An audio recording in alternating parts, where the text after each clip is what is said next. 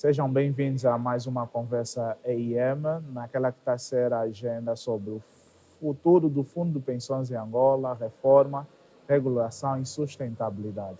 Vamos à conversa com a doutora Filomena Oliveira, que é fundadora e gerente da FCO Consultores de Portugal, na qual estendo as minhas saudações. Obrigado por ter aceito o nosso convite.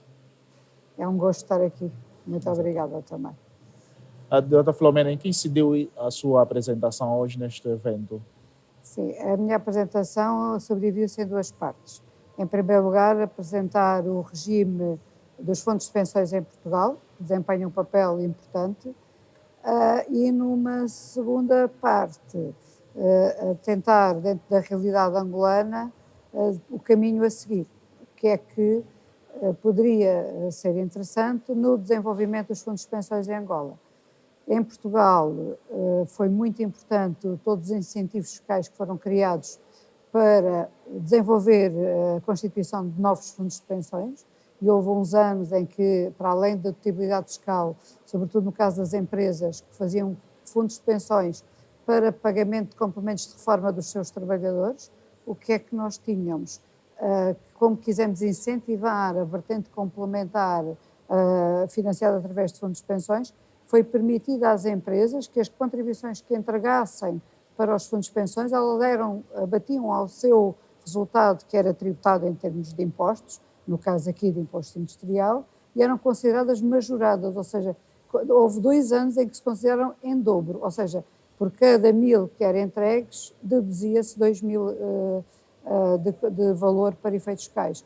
Ou seja, esses incentivos que foram criados permitiram desenvolver e implementar um conjunto de fundos de pensões e proteger as pessoas na reforma. O que é que acontece? Eu acho que aqui a vertente fiscal é muito importante, porque, por um lado, foi uma das questões que eu chamei aqui a atenção, que é o fundo de pensões, idealmente não deve ser tributado, os rendimentos dos fundos não devem ser tributados, de forma a poder canalizar mais investimentos para a parte das pensões, optando-se para que a tributação depois seja feita na esfera dos beneficiários, no pagamento das pensões, no pagamento dos rendimentos que os fundos pagam já aos seus beneficiários finais. Isso é muito importante, e num momento em que, por exemplo, no caso aqui de Angola, em que as pensões públicas têm níveis baixos, é muito importante fomentar o setor privado e fomentar a constituição dos fundos de pensões. Porque, para mim é fundamental que a população tenha boas condições quando deixa de trabalhar, na idade de reforma. É quando mais precisa de dinheiro. Precisa de dinheiro para pagar para a saúde, precisa de dinheiro para sobreviver, porque já não está a trabalhar, porque se calhar já não tem condições para trabalhar, e é muito importante melhorar a qualidade de vida na reforma. É fundamental, na minha opinião. E os fundos de pensões são importantíssimos para isso. Angola está a passar por um processo, nesse momento vai-se fazer a alteração do quadro regulatório, além desse benefício fiscal, que nós temos, que outras alterações aqui poderíamos considerar benéficas que enquadrassem nesse novo regime? Eu acho que há aqui vários fatores que são importantes, e a ARSEC, como regulador da atividade dos fundos de pensões, tem também ela um papel fundamental. Primeiro, o capital afeta um fundo de pensões e tem que ser um património autónomo que não responde por mais nada, a não ser pelo pagamento dos benefícios da reforma e dos benefícios que estão lá, ou de saúde também, todos os benefícios que estão constituídos e que fazem parte das eventualidades cobertas pelo fundo de pensões. Não pode servir para mais nada, mesmo que puseram uma questão, se houver falência de uma empresa, da sociedade gestora que está a gerir o fundo de pensões, esse património não vai responder por essa falência, não vai responder perante os credores da empresa, da sociedade gestora que faliu. Porquê? Porque esse património é um património intocável, tem que ficar protegido para os benefícios que vai pagar no futuro aos seus beneficiários, benefícios de reforma, de invalidez, de sobrevivência. Por isso tem que ficar, e tem que ser garantida outra questão, que é que os investimentos que a sociedade gestora faz em nome do fundo, do património do fundo, sejam investimentos seguros. Ou seja, tem que haver, primeiro que tudo, diversidade das fontes de investimento. seja, não se pode estar a colocar, como se diz, os ovos todos no mesmo tabuleiro. Estamos a falar de títulos de dívida pública e depósito a prazo. Sim, neste momento aqui é dívida pública e depósitos a prazo, mas temos que garantir que também, se houver depósitos a prazo, que os depósitos feitos pelo Fundo de Pensões não podem ser retidos se o banco falir, por exemplo. Exatamente. Pronto, tem que haver, repare. Uma maior diversificação. E em Portugal o que acontece é a diversificação é obrigatória e na União Europeia, porque as regras que existem em Portugal foram transpostas por diretivas comunitárias, são impostas para o espaço europeu todo, para a União Europeia, e o que acontece é que tem que haver uma diversificação muito grande nas fontes de financiamento. Também há muito em títulos do Tesouro, dívida pública, também há depósitos, há investimentos, há que ter cuidado para investimento, há só empresas cotadas em bolsa, tem que haver diversificação, porque nós tivemos o caso americano, e foi falado aqui na conferência, do caso da Edron, em que a sociedade gestora do fundo tinha colocado os investimentos todos nas ações da empresa. A empresa faliu, o fundo também acabou por ficar sem capital. Por isso tem que haver, a IARSEG tem que ter um papel fundamental como regulador para impor regras dos investimentos, que eles sejam diversificados e que não haja risco para o capital que está a ser investido, ou seja, tem que ser garantido, tem que haver diversificação. Eu sei que se calhar neste momento em Angola não existem se calhar muitas diversificações de investimentos, mas tem que aí ser aberto a forma de realmente garantir que esse património é intocável. O apoio em infraestruturas como Sim, crowdfunds também acabam por ser aqui umas alternativas. Pois, eu acho que tem que haver, o investimento não pode ter risco associado, porque nós nunca podemos ter em risco o capital que se está a investir. Os benefícios estão por diferente da Europa ou Portugal, especificamente, Angola tem uma população maioritariamente jovem. Pois, ainda bem. Muito jovem. E isso é muito bom. Muito voltada ao mercado informal. E que estratégias de longo prazo podem ser aqui criadas para garantir a sustentabilidade dos fundos, né? Porque somos jovens hoje, mas amanhã estaremos em condições mais precárias. Eu acho que é um dos grandes erros que existe em Portugal, é que tem havido a nível político poucos ou nenhuns incentivos à natalidade. Tem que existir. Um país não sobrevive se não houver jovens. O país depende dos mais jovens. Tem que haver verdadeiros incentivos à natalidade, porque Portugal, e isto a nível do sistema público, também é a semelhança que acontece em Angola, um sistema público de repartição. Ou seja, são os mais novos que vão financiar as pensões dos mais idosos, porque nós todos contribuímos para os que estão reformados, quando nos reformamos, são os mais novos que têm que contribuir. Ora, se a população envelhece, nós neste momento já estamos quase de 1 para 1. Temos um ativo a contribuir para um reformado. Isto é insustentável. Tem que haver realmente abertura, tem que haver desenvolvimento, e o desenvolvimento económico também se faz aí, passa por incentivos à natalidade. Felizmente Angola não sofre desse problema, mas tem que Mas por um lado temos o setor informal. Pois, essa é a questão.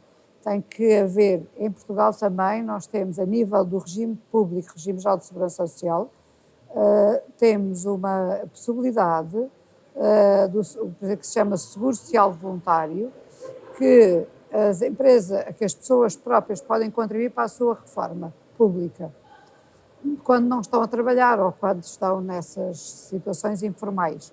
Mas eu ainda há pouco dizia ao representante do INSS que em Portugal não passa para a cabeça de ter um trabalhador sobre o qual não se desconta. Porque para já a troca de informação é automática entre a autoridade tributária e a segurança social e é automaticamente detectado. Por isso nós temos um código contributivo restrito que daquilo que faz contribuições que as empresas são obrigadas a contribuir para a segurança social e o próprio trabalhador. E isto para o regime público. E como também nós tivemos regras e como no regime de repartição a sustentabilidade do próprio sistema público às vezes fica em causa, houve em 2007 restrições significativas no cálculo da pensão de reforma do Estado. E o que é que acontece? essa restrição faz com que a taxa de substituição, que é a percentagem daquilo que é a nossa pensão face àquilo que era o nosso último salário, tenha diminuído.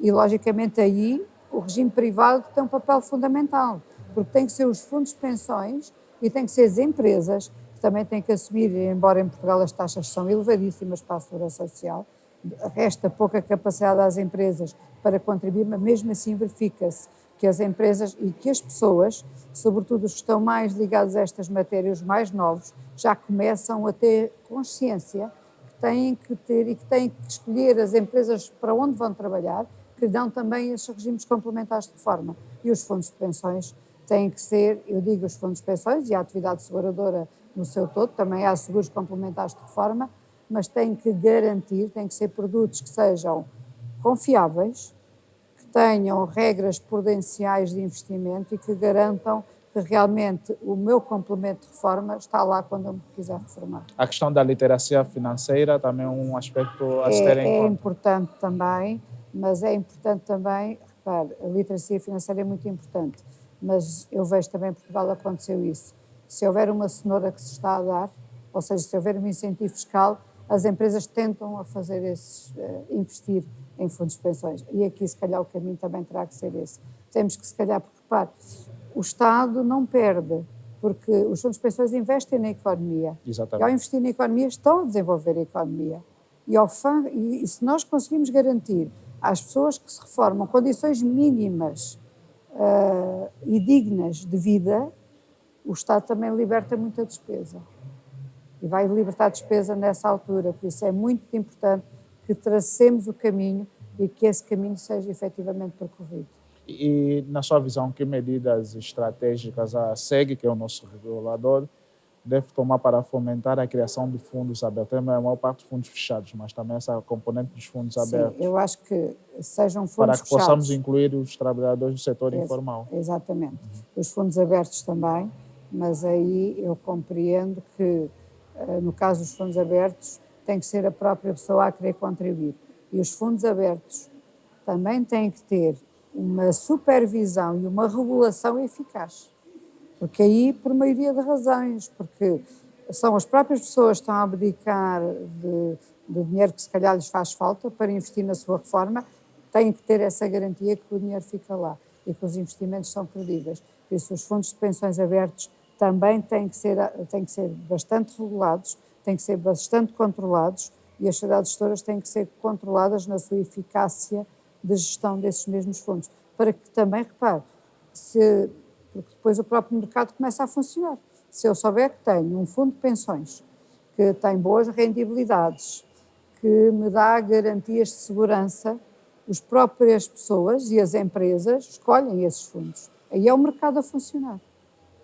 E aí tem que haver transparência, tem que haver regulação e tem que haver vontade. E vontade política também para que os vários organismos públicos, sejam eles Segurança Social, sejam a AGT, da parte dos impostos, o próprio regulador dos fundos de pensões, a criar essas condições e o mercado de trabalho, as seguradoras, as sociedades gestoras dos fundos de pensões, conjuntamente a criar as condições adequadas para que esse desenvolvimento se faça. Eu acho que o caminho é fácil, é preciso haver vontade. Na nossa pequena conversa que tivemos recentemente, tocou-se a questão dos limites, em que o senhor da INSS fez referência. Como é que vê essa questão dos limites? Dos limites, eu já estive a dizer que não concordo. O que é que acontece? Mas por que é que não concorda? É assim, eu vejo o Sistema Público de Segurança Social, mesmo funcionando num regime de repartição, como é o caso de Angola e de Portugal, o que eu entrego à Segurança Social é uma contribuição, ou uma cotização, seja a empresa, seja o trabalhador. Não é um imposto. Os impostos é que são redistributivos. Eu pago impostos, mas não são para meu benefício. Se eu ganhar mais, são para benefícios dos que ganham menos. Exato. Por isso, é para capacitar o Estado, para financiar o Estado naquilo que é o seu objeto social perante a população. E os impostos têm essa função redistributiva. Exatamente. As contribuições, não. Eu acho que limites às pensões, é o que eu estava há pouco a comentar. Em Portugal, se eu descontar sobre 1 milhão de euros, a minha pensão vai ser calculada sobre 1 milhão de euros. Porque e aliás, a própria Constituição da República Portuguesa tem esse princípio da universalidade, da proteção dos cidadãos, da garantia, e eu aí, a contribuição pressupõe um serviço, pressupõe um retorno. Eu contribuo, mas para depois obter um benefício futuro. Por isso eu não vejo que as contribuições entregues à Segurança Social devam obedecer. que eu possa, exatamente, possam ser limitadas nos benefícios. O cálculo das pensões é que tem que ser, e é o que acontece em Portugal e na maior parte dos países. Eu fiz um estudo de direito comparado em 40 países, de segurança social também, e de regimes complementares, e o que é que acontecia? Nós temos uma forma de cálculo, e a forma de cálculo muitas vezes é feita de acordo com a base contributiva para a Segurança Social, é feita com base nas remunerações que serviram de base contributiva para a Segurança Social, e depois a pensão calculada sobre essas remunerações todas feitas ao longo da minha vida. E atualmente em Portugal, o cálculo da pensão, para quem entrou depois de 2001, já considera unicamente com base na média de toda a carreira contributiva, claro que são remunerações revalorizadas, que são atualizadas com os índices de inflação, e depois projeta-se a remuneração média para o final e é com base nisso que a pensão é calculada. Ou seja, eu tenho que, da parte da Segurança Social, ter o retorno com base na contribuição que eu efetuei. E depois, com base nas formas de cálculos também está aí, do número de anos que eu contribuí para a Segurança Social. O regime complementar já funciona, por isso é que eu não vejo com bom agrado, e muito menos que limites sejam aplicáveis aos regimes complementares. Isso para mim está fora de causa. Eu penso, não sei se é confusão, se isso acontece, mas o regime privado soma à pensão pública, sempre. Exatamente. Não pode haver outro tipo de limites. E que recomendações então daria? As recomendações é que haja vontade, acho que as condições estão criadas e que haja diálogo entre os vários organismos, a autoridade tributária, o regulador dos fundos de pensões, o mercado segurador e de sociedades gestoras de fundos de pensões, para que todos, em conjunto, consigam implementar o funcionamento dos fundos de pensões, porque repare, eu vejo como única alternativa a dignidade das pessoas. E a dignidade da pessoa humana é fundamental. E repare, nós trabalhamos, mas há uma altura que não conseguimos continuar a trabalhar. Exatamente. Como é que nós vamos viver? Temos que investir na poupança e o Fundo de Pensões é uma forma dessa poupança.